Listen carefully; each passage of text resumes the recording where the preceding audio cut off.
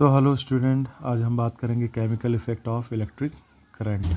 जो electric current होता है उसका केमिकल इफ़ेक्ट किस तरीके का होता है देखना है।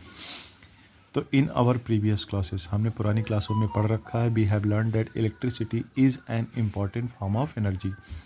इलेक्ट्रिसिटी क्या होती है कि इम्पॉर्टेंट फॉर्म होती है एनर्जी की, मतलब इलेक्ट्रिसिटी भी एक तरह की एनर्जी होती है। All material can not conduct electricity.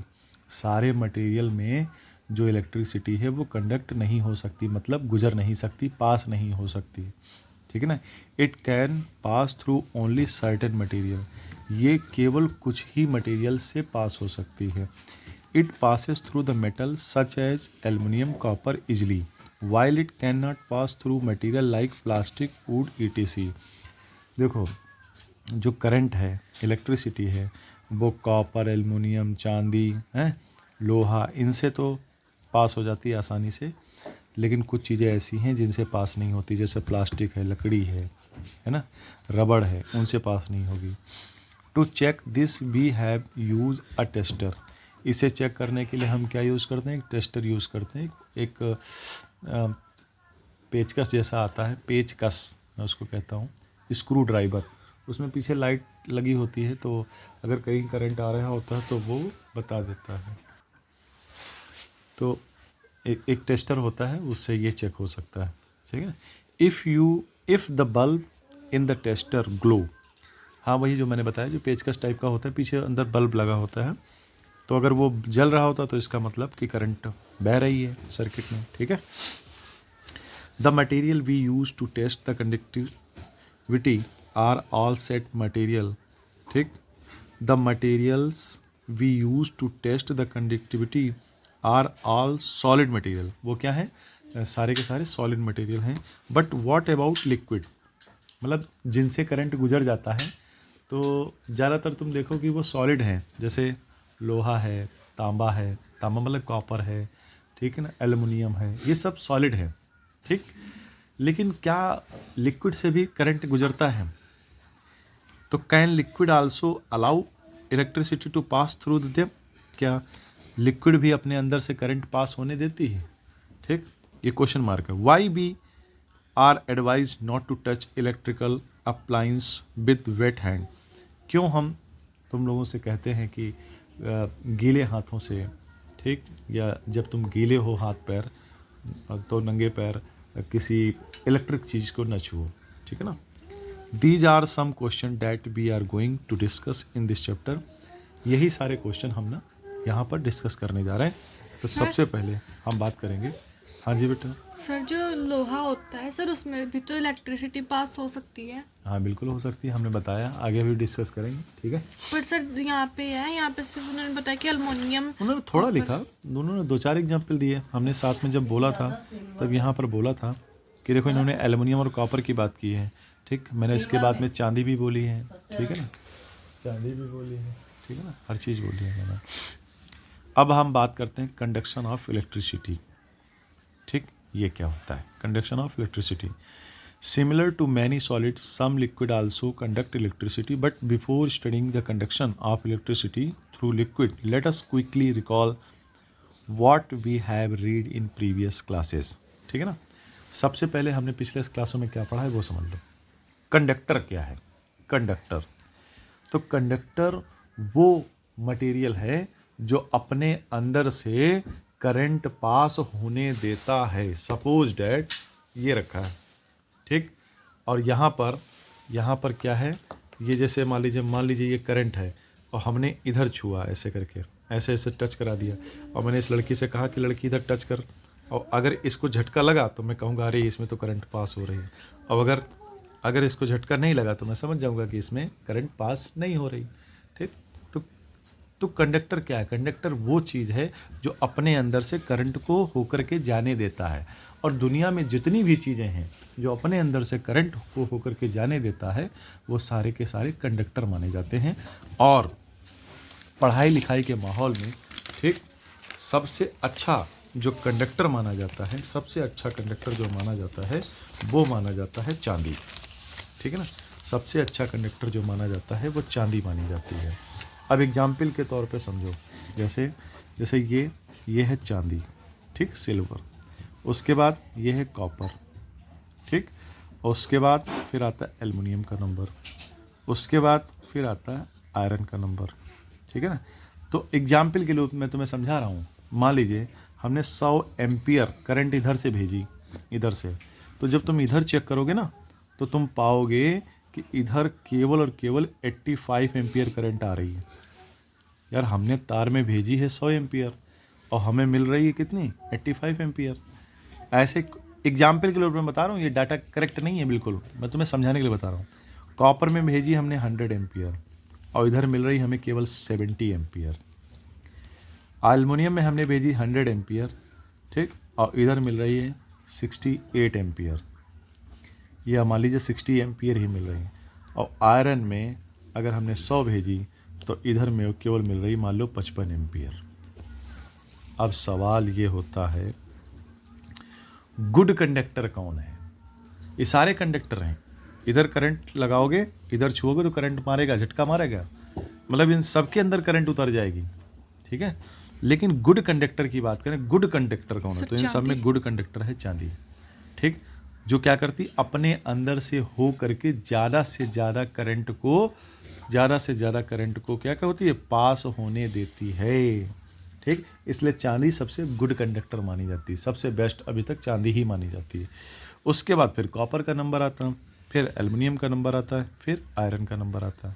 अच्छा हम तुम्हें एक बात बताएं, ये चांदी है, सबसे गुड कंडक्टर है, ठीक। तो इन सारे मेटल का हम क्या बना सकते हैं, तार बना सकते हैं। जहाँ जहाँ तुम देख रहे हो वायरिंग का काम होता है, वहाँ वहाँ अगर तुम चांदी का यूज़ कर दो, जैसे घरों में जो वायरिंग हो वो चांदी की वायरिंग कर दो।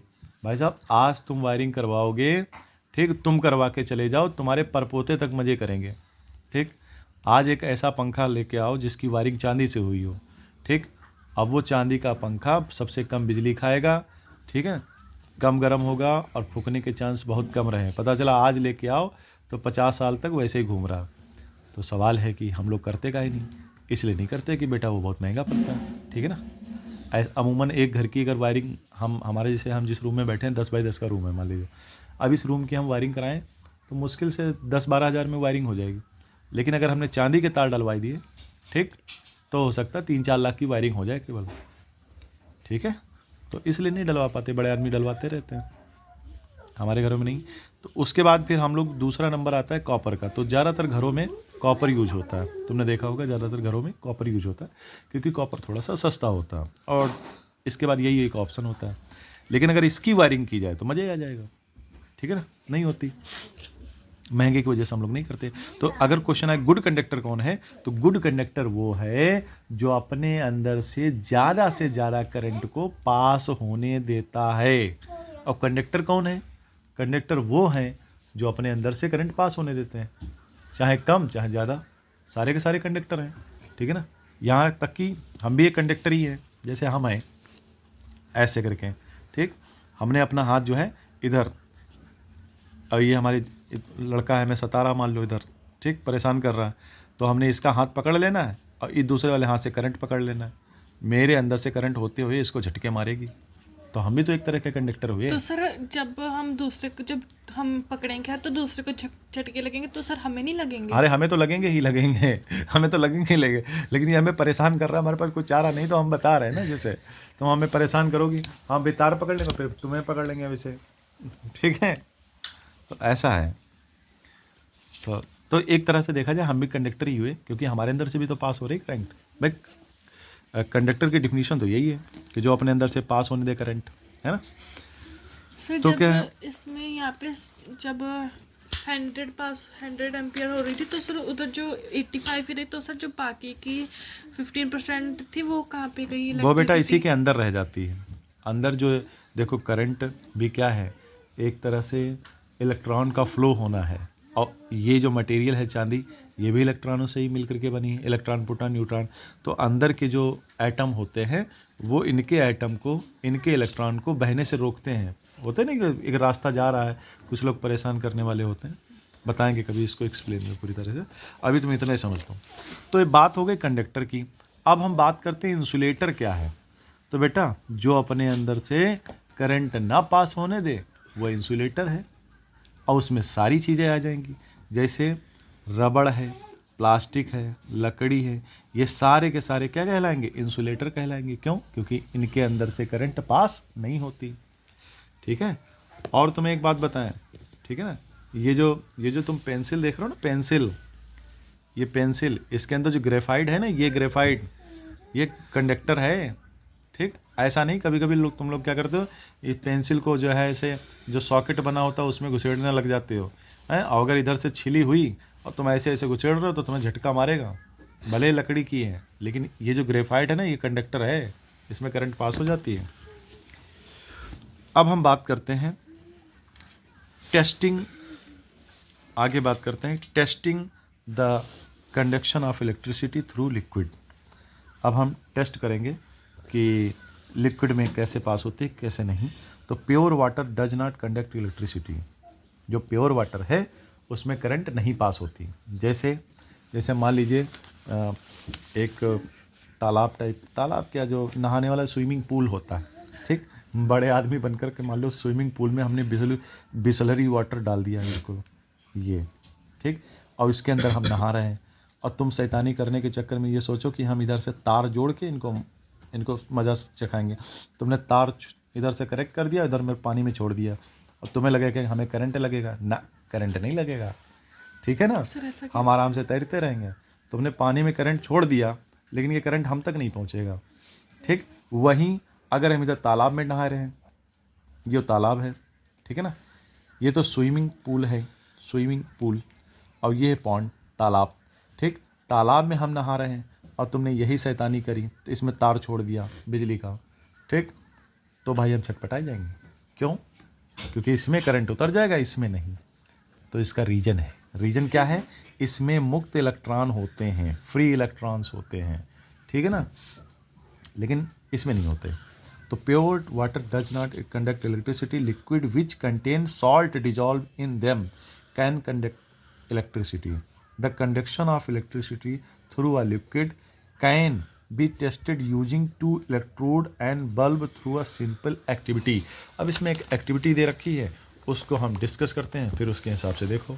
जैसे एक्टिविटी क्या दे रखी है, ये एक्टिविटी दे रखी है, चेक करना है कि करंट पानी में पास होती है कि नहीं। तो to show that distilled pure water is non conductor of electricity. तो जाहिर सी बात है, अभी क्या है, तुमने ये देखा, इसमें क्या है, एक पानी भरा हुआ है, डिस्टिल्ड वाटर है, ठीक, और इसमें कार्बन इलेक्ट्रोड है, ठीक है ना, कार्बन इलेक्ट्रोड है, और यहाँ पर ये कॉपर वायर है, ये कॉपर वायर है, कुछ ऐसी सेटिंग हमने बना रखी है, ठीक, और ये बैटरी से जुड़ा हुआ है, ठीक है ना, बैटरी से जुड़ा हुआ है, और देखो बैटरी से जुड़ा तो हुआ है, एक तार यहाँ जुड़ा है, एक तार यहाँ से इधर से बल्ब से इधर जुड़ा हुआ है। तो अब जब ये पानी में आएंगे ना, तो ये दोनों तार आपस में एक तरह से जुड़ जाएंगे, क्योंकि कनेक्ट हो जाएंगे ना, ये दोनों आपस में एक दूसरे के संपर्क में आएंगे। लेकिन अगर ये तभी होगा जब करंट यहाँ से यहाँ पास हो रही होगी, तब, ठीक है ना।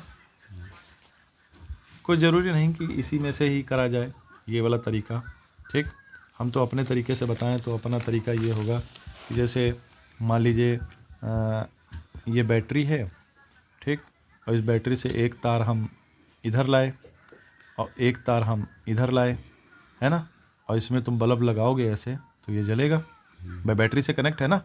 अभी हमने काट दिया तार यहाँ से, ठीक, और फिर हमने भर दिया यहाँ पर पानी एक कटोरी में, ठीक है ना, और उसमें से ये तार इसमें डाल दिया और ये तार इसमें डाल दिया, है ना।